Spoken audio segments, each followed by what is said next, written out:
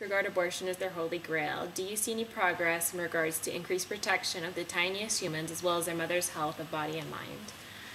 I think that's it's an interesting question, because so much of when people think about women's issues, that they think of the abortion issue first, and it is an incredibly important issue.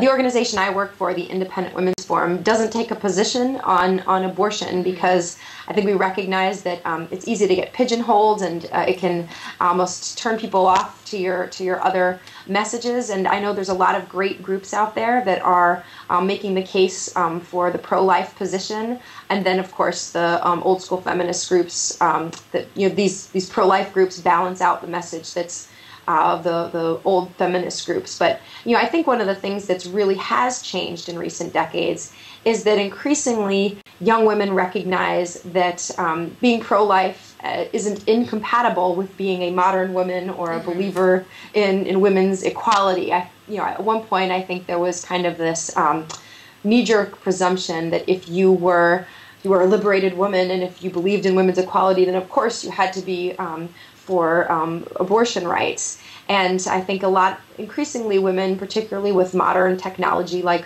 ultrasounds showing the early look at the baby in the womb, that it's not just religious. It's not just based on a religious faith to say that be concerned about the life of an unborn child. That in fact this can be based on science in its own right. So there's more of a healthy debate and recognition that women can disagree about this without being in any way anti-woman. So I think that's kind of an important development in this whole debate. Yeah, it's amazing, especially now with the 3D ones. Knock your socks off. Yeah, it's phenomenal. It really is.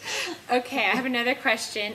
Andy wrote in, said, I recently learned that you live abroad. Can you comment on some of the struggles facing women outside of the United States? How can we as new women be lifting up and not tearing down women of other countries? Yeah, I live in Vienna, Austria right now, and so Vienna is a very modern society, and women are have equal rights here, and so this is very mostly, for the most part, very similar to the situation that American women face. But I do think I've looked a lot at some of the information about women overseas, and particularly in places like Africa and parts of Asia and certainly the Middle East. And I think that it's really eye-opening, and it humbles you and makes you appreciate just how much we take for granted here in the United States, and our freedoms as women, and just the many comforts of life and protections of law that we take for granted. And it is important for us to be aware of the struggles that women face and do what we can. We've got to speak out against things like human trafficking and sexual slavery, which plagues so many women. And then we need to really think about how it is that as individuals and as a country, we can encourage other countries to value human rights and recognize that women's rights are human rights, and give women the protections that we take for granted here in the U.S. No, that's great. Okay, Leslie wrote in, and she had a question for you. She would love to know what interested you in conservative women's issues. What got you started there? Sure. Yeah, it's interesting because I wasn't politically active in college, and then I began reading more. I read some Ayn Rand, and that really got me excited about economic issues and kind of the role of government in people's lives, and led me to think more about economics, and I ended up working in Washington, and that's when I kind of became more aware of the role that feminist groups today have in political debates, which is always not focused really on, in my mind, in helping women. It's more focused on expanding government, and I don't see those as the same goals at all. And that made me think harder about, well, what is the role that the feminist movement has today, not only in public policy debates, but also in our society and our culture. And it made me much more aware of some of the problems, and I think some of the real misinformation that they were helping propagate, and with very serious consequences for our society, and certainly for individual women, which is why I wanted to become involved in really trying to bring some issues to light. Yeah, we're so glad you did. Okay, we have another question from Jessica. What do you think is the greatest threat to women today?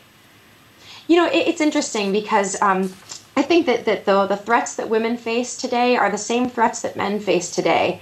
And we live in a dangerous world. There's always the threat of terrorism and attack for women living in the United States. And I think that worrying about our country's position in the world is that something that we should be thinking about. And today, I think, as you watch some of the debates that are going on in Washington with government expanding and taking on more and more debt, we have a government that is consuming an extra $1 trillion, and this is a legacy we're going to be leaving our children and grandchildren, really facing them, creating tremendous problems. Yeah. These are issues that concern us. We have an education system that's leaving too many children unable to participate in the modern economy, and these are issues that affect women and men. And the Independent Women's Forum has a mantra we like to say, all issues are women's issues, and these are issues that we can't just, women shouldn't just be focused on daycare and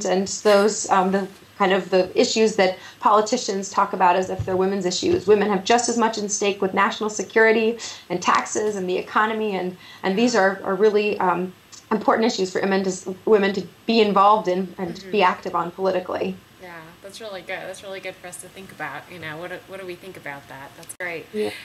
One more question from Katie. She was wondering what you think about women's studies classes on campus. She says, at my school, the classes are usually based on feminist principles that ignore women that may think differently like me. Do you think there's a place for women's studies departments on college campuses today? And if so, what reforms do you suggest to represent all types of women?